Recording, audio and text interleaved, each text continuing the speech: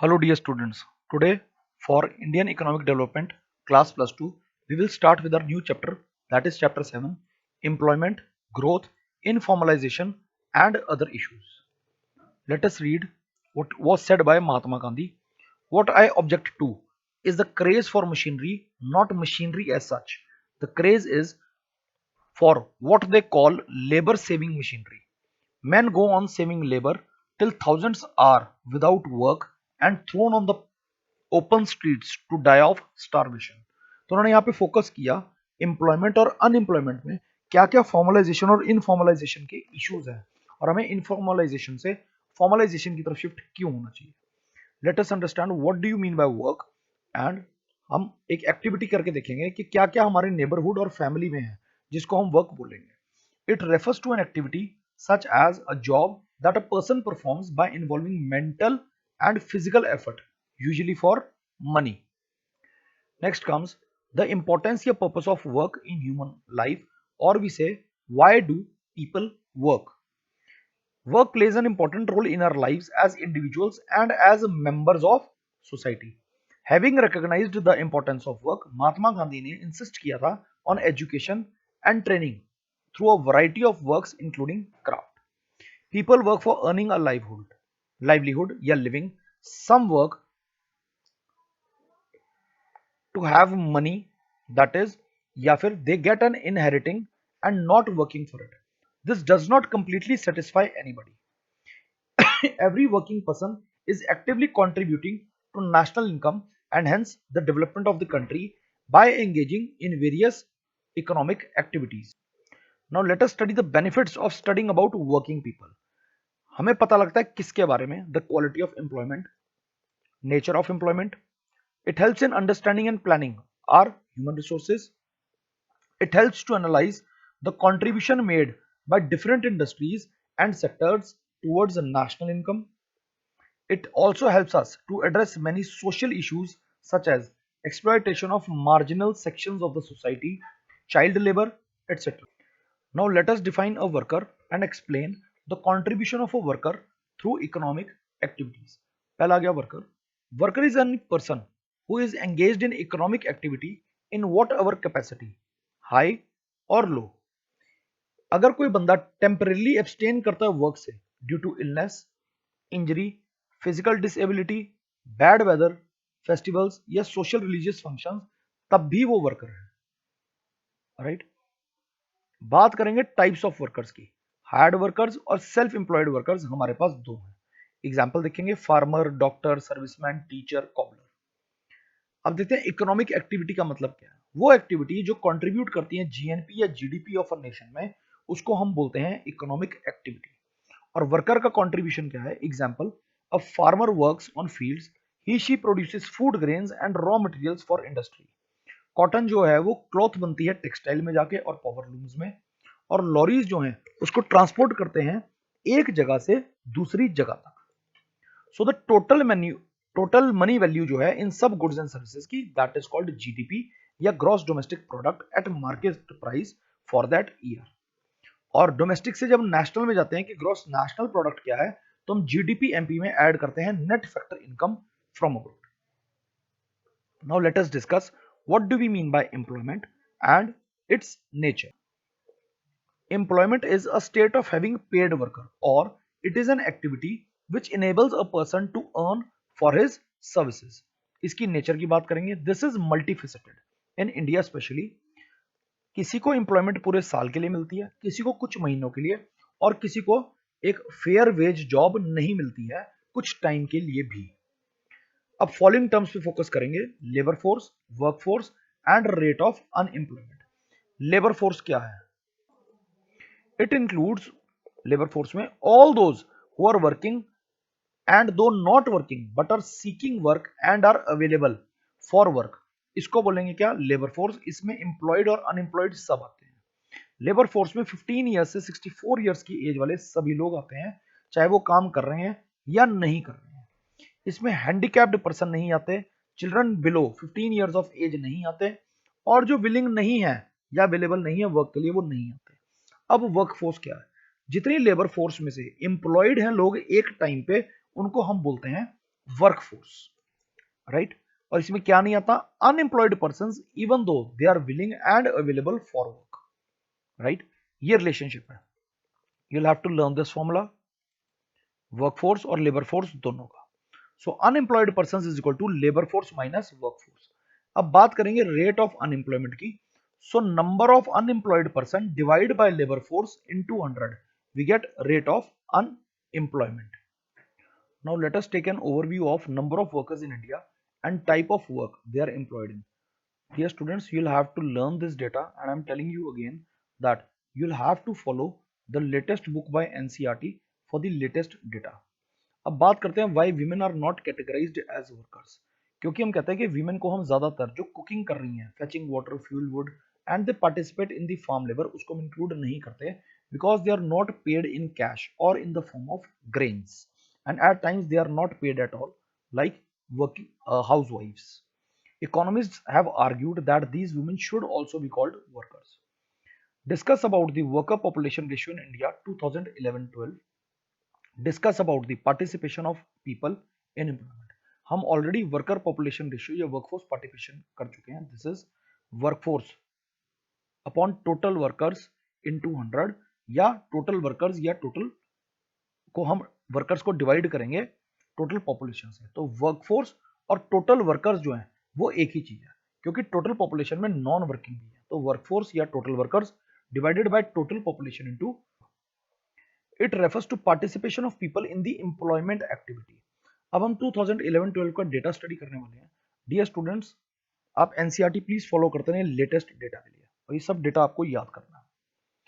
Such a differences because of the following reasons. अब कौन सा रीजन कि ये हम जो देख रहे हैं रूरल अर्बन में और मेन वुमेन में, उसके रीजंस क्या है। People in rural areas have limited resources to earn a higher income. बहुत सारे लोग स्कूल, कॉलेजेस और अदर ट्रेनिंग इंस्टीट्यूशन में नहीं जाते, लेकिन अर्बन एरियाज में ऐसा होता है, जिसकी वजह से ये डिफरेंसेस आते हैं। ये टॉपिक हमने ऑलरेडी डिस्कस कर लिया। Now let us identify and explain with example the types of workers with reference to what the status of worker. There are basically two types of workers, जो बात करते हैं hired workers and self employed workers. Hired workers जैसे कि जो job कर रहे हैं, सेल्फ एम्प्लॉयड हैं जो बिजनेस कर रहे हैं या किसी भी प्रोफेशन में है, right. Workers who own and operate an enterprise, उनको हम क्या बोलते हैं, सेल्फ एम्प्लॉयड। और जो कहीं जॉब कर रहे हैं उनको हम क्या बोलेंगे, hired, right. Describe the distribution of employment bye gender. अब किस पे बेस के करेंगे, जेंडर के बेस पे। इसका मतलब male workers and female workers. ये बेटे चार्ट आपको याद करना है। प्लीज लेटेस्ट डेटा के लिए आप एनसीईआरटी की बुक फॉलो करते रहें और वहीं से याद करें। Now distribution of employment by region, there is nothing to explain in this. ये सारा जो है डेटा आपको याद करना, और ये सब डेटा ही इसमें गिवन है। The industrial sector begins to lose its share of total employment as the service sector enters a period of rapid expansion, right। अब हम कह रहे हैं कि इंडस्ट्रियल सेक्टर में कम होता जा रहा है, या प्राइमरी में, जैसे हम कह रहे हैं agriculture, mining and quarrying, manufacturing, electricity, gas and water supply, trade. लेकिन ट्रांसपोर्ट, स्टोरेज, सर्विसेज और ट्रेड के अंदर ये रेशियो बढ़ता जा रहा है। Distribution of workforce by industry 2011-12, latest data आप प्लीज एनसीईआरटी से पढ़ें, राइट। ये सब डेटा आपको याद करना है बेटे। What are the two indicators of growth of development, right. अब बात करेंगे यहाँ पे growth of employment and GDP 1951-2012 की। एक बात हमें ध्यान रखनी है कि ग्रोथ ऑफ एम्प्लॉयमेंट जो थी या ग्रोथ ऑफ जीडीपी जो थी, उसको हमने स्टडी करना है एज मेन डेवलपमेंट इंडिकेटर्स। ये है हमारे पास टेबल, ये 2010-12 तक है। लेटेस्ट डेटा के लिए आप please book by NCERT follow करें, राइट। ये सब डेटा बेटा आपको याद करना है। अब यहां पे हम बात करेंगे जॉबलेस ग्रोथ की। जॉबलेस ग्रोथ का मतलब क्या है कि we have been able to produce more goods and services but without generating employment. इसका मतलब एम्प्लॉयमेंट नहीं बढ़ी, लेकिन गुड्स एंड सर्विसेज जो हम प्रोड्यूस कर रहे हैं वो बढ़ गया। इसको बोलते हैं jobless growth. Late us discuss about the changing structure of employment या ग्रोथ पैटर्न ऑफ एम्प्लॉयमेंट। ये भी सारा का सारा डेटा है जो आपको याद करना है, right. Trends in employment pattern, status wise, self employed, regular salaried, employed and casual wage labourers. ये फोकस पॉइंट रीड करना है आपको, इनफॉर्मलाइजेशन इन अहमदाबाद। अब बात करेंगे कि इनफॉर्मलाइजेशन क्या है। इनफॉर्मलाइजेशन ऑफ वर्कफोर्स का मतलब है एक ऐसी situation when employment growth declines in organised sector and has increased in unorganised या इनफॉर्मल सेक्टर। इसे लोग गवर्नमेंट जॉब्स की तरफ जाते हैं, चाहे वो प्राइमरी सेक्टर है, चाहे सेकेंडरी सेक्टर है या टर्शियरी सेक्टर है, ताकि वो एक फॉर्मलाइज्ड या ऑर्गेनाइज्ड वर्किंग कल्चर में काम करें जहां उनको जॉब सिक्योरिटी भी मिलती है।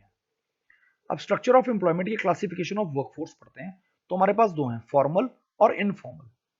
फॉर्मल में आपको प्रोविडेंट फंड मिलेंगे, वर्किंग आवर्स मिलेंगे, ग्रेचुटी मिलेगी, पेंशन मिलेगा। ये डेटा बेटा आपको याद करना है, ठीक है जी। वो ट्रेड यूनियंस बना सकते हैं, लेकिन इनफॉर्मल सेक्टर में हमें ये बेनिफिट्स नहीं मिलते हैं। हम इनफॉर्मल सेक्टर उसको कहते हैं जिसमें लेस देन 10 वर्कर्स काम कर रहे हैं। इसमें पेंशन, प्रोविडेंट फंड, ग्रेचुटी ऐसे बेनिफिट्स आपको नहीं मिलते हैं। बहुत सारे farmers, agriculture labours, small enterprise के ओनर्स, टेक्नोलॉजी वाले फर्म्स, ये सब उसका पार्ट है।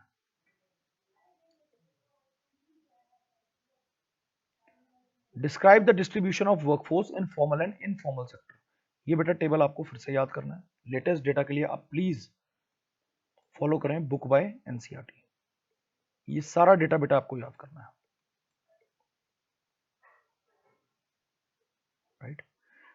हमें ध्यान रखना है, workers of this sector live in slums and squatters, people who are unlawfully occupy vacant land.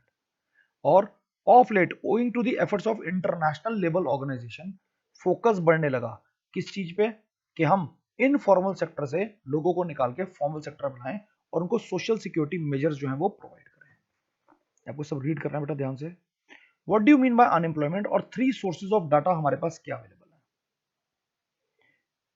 Unemployed person वो है who is not able to get in employment of even 1 hour in half a day. आधे दिन में अगर 1 घंटे का काम भी उसको नहीं मिल रहा है तो हम उसको अनएम्प्लॉयड कहते हैं।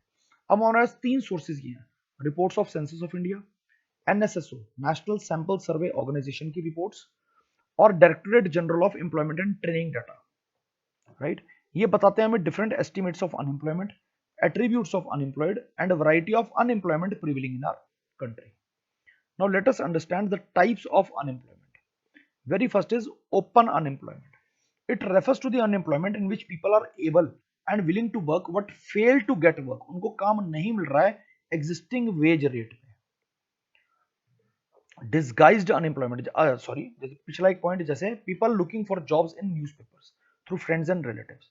Next is disguised unemployment. हम जानते हैं when actually more number of people are acquired या employed than required, जैसे एग्रीकल्चर में हम देखते हैं। सीजनल अनएम्प्लॉयमेंट, ये भी हम एग्रीकल्चर में देखते हैं कि कुछ टाइम हमारे पास काम है और कुछ टाइम नहीं है। Explain the causes of increasing unemployment in India. ये बेटा टॉपिक ऐसा है जो हम ऑलरेडी बहुत छोटी क्लासेस में 7th 8th 9th 10th में कर चुके हैं। एक ओवरव्यू लेते हैं इसका। Very first is population explosion. जितनी ज्यादा पॉपुलेशन होगी उतना हमें जरूरी है कि हम एम्प्लॉयमेंट अपॉर्चुनिटीज डेवलप करें, लेकिन क्या वो पॉसिबल है। लो रेट ऑफ इकोनॉमिक डेवलपमेंट, जब जीडीपी नहीं बढ़ रहा है, कॉन्ट्रीब्यूशन नहीं बढ़ रहा है, तो अनएम्प्लॉयमेंट रहेगी।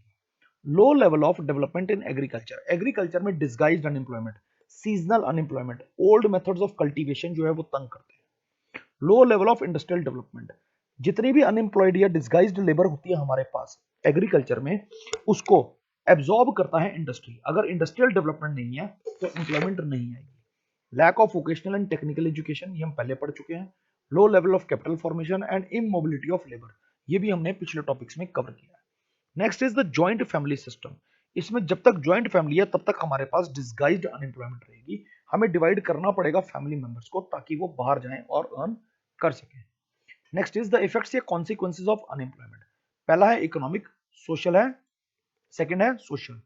तो प्रोडक्शन और इनकम गिरती है, that is lower GDP. Saving और इन्वेस्टमेंट गिरती है और पॉवर्टी आती है। These are the economic effects. Social में है low standard of living, inequality in distribution of income and social unrest, right, like dacoity, resort to theft, deception. Next is suggestions to solve the problem of unemployment. जो हमारे पास problem है उनको ठीक कर लो। These are the suggestions। जैसे GDP लो है तो GDP बढ़ाओ, पॉपुलेशन ज्यादा है तो पॉपुलेशन को हमें करना है, एग्रीकल्चर आउटडेटेड है उसको डेवलप करना है, एजुकेशन और ट्रेनिंग नहीं है तो हमें उस सेक्टर में वोकेशनल ट्रेनिंग और टेक्निकल एजुकेशन पर रिफॉर्म्स चाहिए। पैसा नहीं है तो हमें फाइनेंशियल हेल्प देनी है। इंफ्रास्ट्रक्चर नहीं है तो इंफ्रास्ट्रक्चर डेवलपमेंट करना है। एम्प्लॉयमेंट जनरेशन प्रोग्राम्स नहीं है तो हमें इंप्लीमेंटेशन करनी है एम्प्लॉयमेंट प्रोग्राम्स की। अब डिस्कस करेंगे role of union and state governments in generating employment और creating opportunities for employment generation. तो एफर्ट्स क्या है? पहले है डायरेक्ट एफर्ट्स जिसमें हम generating employment, and indirect efforts that is creating opportunities for employment generation. Right, वो कौन कौन से प्रोग्राम्स हैं देखना है हमें। Primary health, primary education, rural drinking water, nutrition, ये सब हमारे बेसिक राइट्स हैं। तो हमारे पास आए food for work programme. Right, हम ऑलरेडी इसको पॉवर्टी के चैप्टर में ये जो है ये सारी चीजें डिस्कस कर चुके हैं। Rural employment generation programme, prime minister Rozgar Yojana, स्वर्ण जयंती शहरी रोजगार योजना, स्वर्ण जयंती ग्राम स्वरोजगार योजना, ग्राम मीन्स गांव या विलेज, नरेगा या मनरेगा, Mahatma Gandhi national rural employment guarantee act 2005। Now, do you agree that changes have occurred in the structure of workforce in India? Yes. पहला है जी इमरजेंसी और सर्विस सेक्टर। तो ऑक्यूपेशनल स्ट्रक्चर चेंज हुआ है, लोग प्राइमरी से सेकेंडरी, सेकेंडरी से टर्शियरी की तरफ बढ़ते जा रहे हैं। सेकंड इज आउटसोर्सिंग, जो हम बीपीओ कस्टमर सर्विसेज की बात करते हैं। लीगल में, कंप्यूटर प्रोग्रामिंग में, home as a workplace, work from home, informal sector. Yes, informal sector जो है वो भी बड़ा इंपॉर्टेंट होता जा रहा है, लेकिन उसमें limited availability of social security. तो पिछले 20 सालों में हमने कोशिश की है कि रैपिड ग्रोथ आए जीडीपी में और इनफॉर्मल सेक्टर को हम कम कर पाए। Thank you and have a nice day.